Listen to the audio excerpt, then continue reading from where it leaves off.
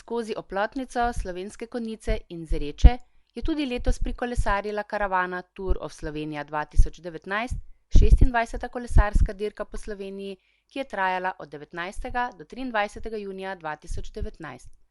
Na letošnji dirki se je lahko našel prav vsak tip kolesarja.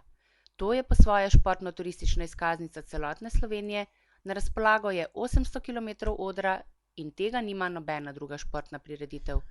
Prenos dirke gre v več kot 120 držav, letos so dirko vseh 5 dni predvajali na Eurosportu 1, prvi dan je bil prenos dolg kar 2 uri in 25 minut.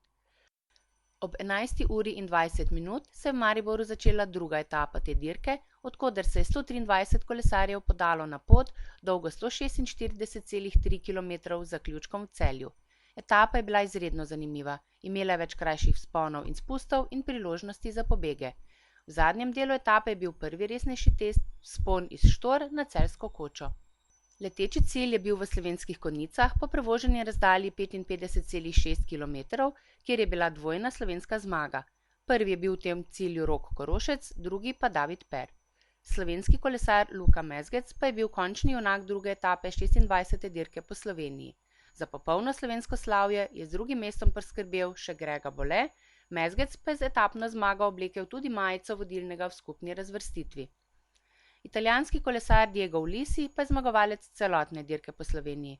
V nedeljski zadnji etapi preizkušnje je brez večjih težav prišel do cilja v Novem mestu. Najboljši Slovenec v skupni razvrstitvi je bil Tadej Pogačar, ki je na koncu zaostal 30 sekund in osvojil 4. mesto. 9. mesto pa je zasedel drugi najboljši Slovenec Jan Polanc.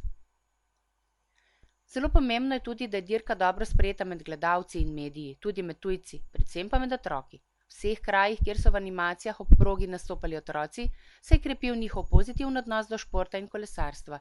Ni treba, da se potem vključijo v kolesarstvo in želijo postati vrhunski kolesarji. Bodo pa to dvoje vedno imeli v spominu kot nekaj pozitivnega.